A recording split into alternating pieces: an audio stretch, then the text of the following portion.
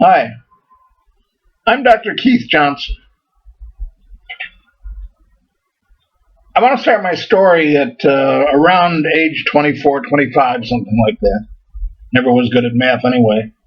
And I'd be older, but I was sick a couple years. But one of the most difficult things for me at 24, 25 years old, I was in between my two pastorates. I'd been asked to be a pastor of a church. I built one up in Chicago, and then a suburb of Chicago, somebody had asked me to come to their church and be their pastor, and they would offer me more money. And being a young guy, thinking, well, money is what counts here, I decided to take them up on their offer and had to say goodbye to this church that I had tried to build up the last 2 years. And I'd done a relatively good job if you make that a status. I had taken the church 2 years ago. When I took the church, I had 6 people in the congregation.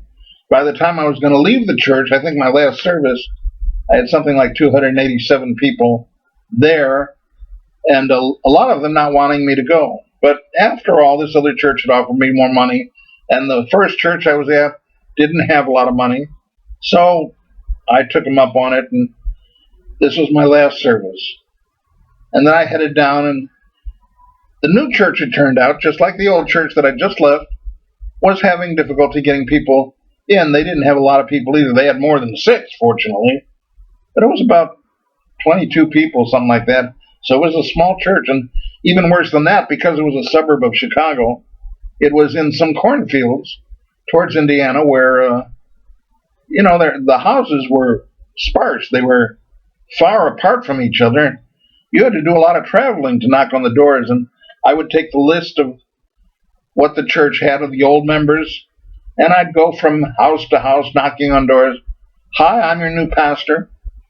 There are 2 things that I had trouble with as a new pastor. Number 1 was I learned in the pastorate how much I didn't know. And boy, let me tell you, to this day, I know there's a lot of things that I just don't know. All kinds of stuff that I've got to learn, and I'm still learning. I guess till we get to heaven we will be, and I don't know if we won't still be then. C.S. Lewis believes that we're being trained down here for what we'll be doing up there. And even more than that, who knows what up there is? I mean, we could be ending up going to galaxies to straighten beings out. Who knows? It's hard to let your mind wander and try to figure it out. So the one thing that I had difficulty with was understanding how little I know, and I have trouble with that even today. I may be educated, I may have been through a lot of experience, and yet the same thing pops up every day, how little I know or understand, which is humbling. And then the other thing was the intrusion I had to make on these farmers' families. Now, they weren't all farmers, of course. Many of them were businessmen, many of them educated salesmen, many of them had their own companies, their own factories, and worked in regular franchises like we're very familiar with. But one of the biggest problems I had was dropping in and then figuring out some way that I was going to talk to them about Jesus. I've never been able to straighten that out. To this day, I've taken Kennedy's course on evangelism explosion. I've taken Bill Bright's course on soul witnessing and how to use little booklets, to ask them if they understand their way to heaven. I've tried to figure out all kinds of courses and took all kinds of things that work. I still teach for 3 seminaries, and I still don't have answers to all that. Bible studies, I work with businessmen, and sometimes the question comes up, well, how do we share Jesus with somebody that we don't know? And then I've got to do some thinking, and I don't have all the answers for that. But anyway, as a pastor, I was really having problems. I'd knock on a door, maybe 5 in the afternoon, 6, 7, 8. I'd spend one evening doing my best to reach as many people as I could, to knock on doors and say, listen, come to church on Sunday. Well, the poor farmer had worked his head off. Sunday, he'd gotten up, he'd done his chores. He didn't want to get up. He wanted to go back to bed, wanted to rest, wanted to relax, wanted to read the paper. They had papers back then. We almost don't have any paper. They didn't even have any internet. But anyway, I digress. The point is, I was uncomfortable.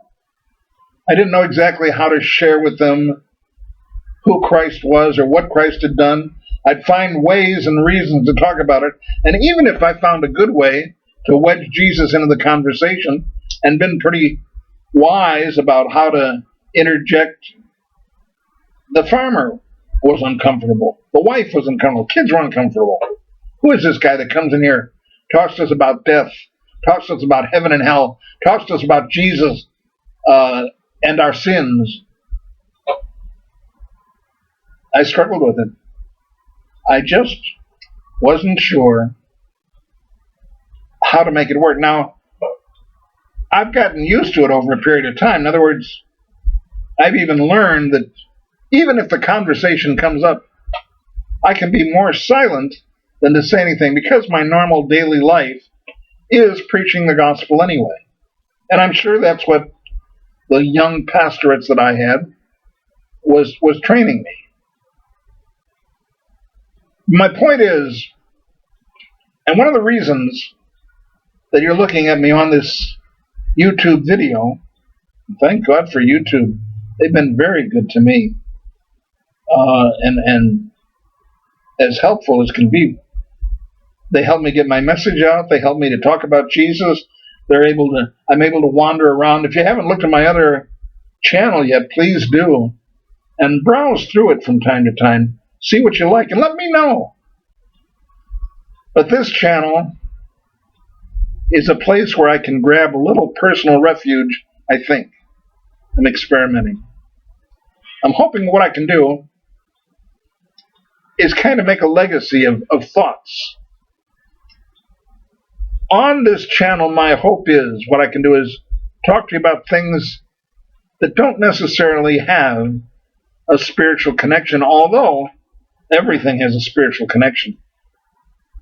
But I have these thoughts that don't always fit in, like experiences with horses I used to own, or my pets, my dogs, my cats. Little the cat, 21 years he lived. I miss him. He died in my hands. Talk to you about, I was going to write a book.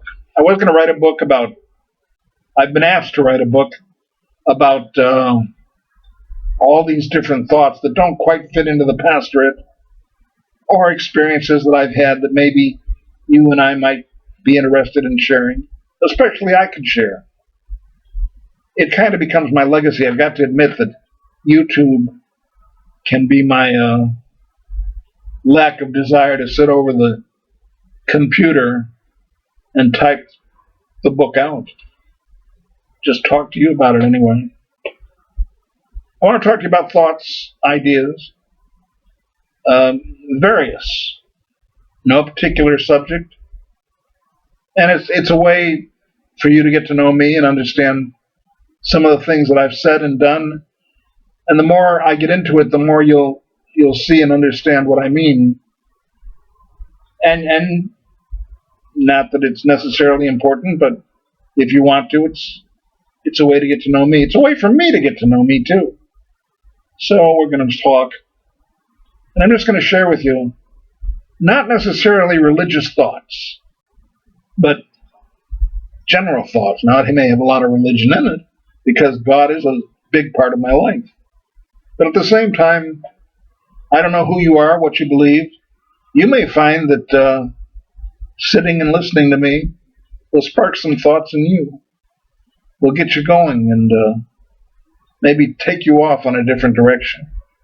What do I hope to accomplish? I don't know. And I'm not sure it matters. I'm just going to share. And I hope you enjoy. I'm going to tell you some jokes. I'm sure you're looking forward to that. I'm also going to tell you some stories that have affected me and why I think the way I do, and who I am. And if you don't enjoy it, then turn it off. Don't spend your time But if you want to sit with me, you want to hear some of my random thinking, and it's not something that I have to necessarily prepare or control or put together like I do sermons and lessons and what have you, as I usually do. It's just a chance for me to sit and relax and have coffee with you.